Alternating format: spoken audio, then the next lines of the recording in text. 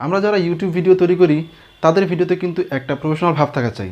যদি আমরা ডিএসএলআর দিয়ে একটা ভিডিও শ্যুট করি তাহলে কিন্তু ব্যাকগ্রাউন্ডটা ব্লার হয় এবং সেটা দেখতে কিন্তু অনেকটাই প্রফেশনাল লাগে। এখন আমার ভিডিওর পিছনে যে ব্যাকগ্রাউন্ডটা রয়েছে সেটা কিন্তু ব্লার করা, আর এটা কিন্তু আমি কোনো ডিএসএলআর ক্যামেরা দিয়ে শ্যুট করিনি। এই ভিডিওটা আমি নর্মাল একটা অ্যান্ড্রয়েড ফোন দিয়ে শ্যুট করেছি এবং মোবাইল দিয়ে এডিটের মাধ্যমে আমি এটার ব্যাকগ্রাউন্ডটাকে ব্লার করেছি। সো কীভাবে আমি আমার ভিডিও ব্যাকগ্রাউন্ডটা ব্লার করেছি তা আমি এখন সরাসরি স্ক্রিনে দেখিয়ে দেবো। ভিডিওর ব্যাকগ্রাউন্ডটাকে ব্লার করার জন্য আমরা ব্যাকগ্রাউন্ডের যে পিকচারটা ব্যবহার করব সেটাকে আগে ব্লার করতে হবে। সো আমি যেহেতু ব্যাকগ্রাউন্ডে এই পিকচারটা ব্যবহার করি, আমি এটাকে ব্লার করব। আমি এটাকে ব্লার করব পিক আর্ট অ্যাপ দিয়ে। আপনারা চাইলে যে কোনো ব্লার অ্যাপ দিয়ে এটাকে ব্লার করে নিতে পারেন। সো এখন এখানে যে রয়েছে ইফেক্ট লেখা, আমি এটাতে ক্লিক করে দিব। ক্লিক করার পরে এখানে লেখা আছে ব্লার, এই ব্লারে আমি ক্লিক করে দেব এবং এখানে বিভিন্ন ব্লার অপশন থাকবে। সো এখান থেকে যে অপশনটা আমার ভালো লাগবে বা যেভাবে ব্লার করে আমার কাছে সুবিধা মনে হবে সেভাবে আমি ব্লার করে নেব। এবং মাঝখানে যে সেটিং চিহ্নটা আছে এটাতে ক্লিক করলে আমরা কিন্তু ব্লারটাকে কম বেশি করতে পারবো। সো আমাদের যতটুকু ব্লার লাগে আমি ততটুকু ব্লার করে এই স্পিকটাকে জাস্ট উপরে টিকে ক্লিক করে দিব এবং তারপরে এটাকে সেভ করে নেব। সবশেষে এখান থেকে পিকচারের ফরম্যাটটা সিলেক্ট করে আমি জাস্ট এটাকে সেভ করে নিব। এখন এই সেভ করা পিকটাকে আমি ব্যাকগ্রাউন্ড হিসাবে ব্যবহার করব, এই জন্য আমার প্রয়োজন হবে কাইনমাস্টার অ্যাপটা। সো আমি পিকে গিয়ে এখান থেকে কাইনমাস্টার যে অ্যাপ রয়েছে এটাকে সিলেক্ট করে নেব। কাইনমাস্টার অ্যাপটা ওপেন হচ্ছে, আর ওপেন হওয়ার সাথে সাথেই কিন্তু আমার যে ছবিটা ছিল সেটা কিন্তু এখানে চলে আসছে। যদিও এটা ফুল স্ক্রিন আসে নাই, আর এটাকে ফুল স্ক্রিন করার জন্য আমি এই পিকটাকে জুম করে নিব। জুম করতে হয় কীভাবে বা কীভাবে এটা বিস্তারিত বর্ণনা এগুলো কিন্তু আমি শেয়ার করতে পারবো না, জাস্ট মূল কাজগুলো আমি বলে যাব। কারণ সবগুলো পার্ট যদি ভেঙে ভেঙে আমি বলতে চাই তাহলে ভিডিওটা অনেক বেশি বড় হয়ে যাবে। আর যদি আপনারা এই বিস্তারিত পার্টগুলো দেখতে চান তাহলে এগুলো সম্বন্ধে অবশ্যই আমার মোবাইল দিয়ে ভিডিও এডিটিং নামে কিছু ভিডিও দেওয়া আছে, সেগুলো আপনি দেখতে পারেন। সেখান থেকে কিন্তু আপনি পার্ট টু পার্ট এবং প্রত্যেকটা ভেঙে ভেঙে বলে দেওয়া আছে, সেখান থেকে আপনি খুব সুন্দরভাবে এবং খুব সহজে শিখতে পারবেন।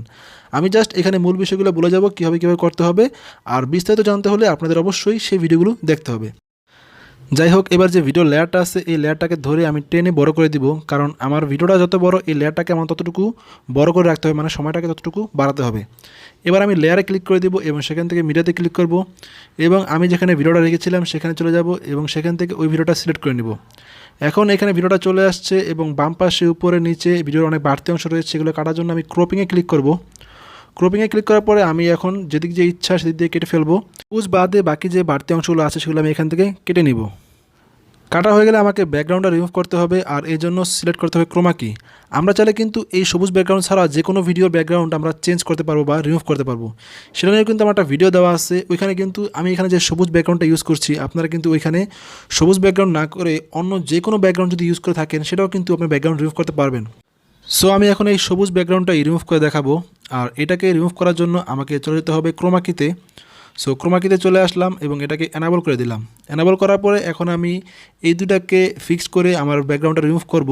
সাদা অংশটুকু হচ্ছে মূল সাবজেক্টটা, আর বাকি অংশ হচ্ছে রিমুভ করতে হবে, মানে অবজেক্টটা। সো যাই হোক, আমি এখন এটাকে রিমুভ করে দিচ্ছি, যেভাবে যতটুকু কম বেশি করা লাগে সেটা করে এটাকে আমি রিমুভ করে জাস্ট ওকেতে ক্লিক করে দেবো। তো এখন কিন্তু এখানে ব্যাকগ্রাউন্ডটা রিমুভ হয়ে গেছে। এখন এটাকে আমরা জুম করে নিব এবং যেখানে বসানো দরকার আমরা সেই জায়গাটায় বসিয়ে নিব।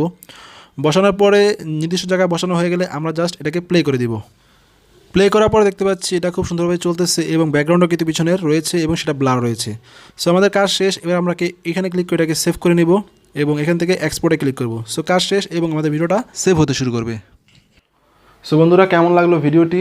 যদি ভিডিওটি ভালো লেগে থাকে তাহলে ভিডিওতে একটা লাইক দিবেন এবং আমাদের চ্যানেলটিকে সাবস্ক্রাইব করবেন। পাশে থাকা বেল আইকনটি বাজিয়ে দিবেন যাতে করে পরবর্তী ভিডিও দিলে সেটি আপনি সাথে সাথে পেয়ে যান। সো দেখা হচ্ছে পরবর্তী কোনো ভিডিওতে। সেই পর্যন্ত ভালো থাকবেন। আসসালামু আলাইকুম।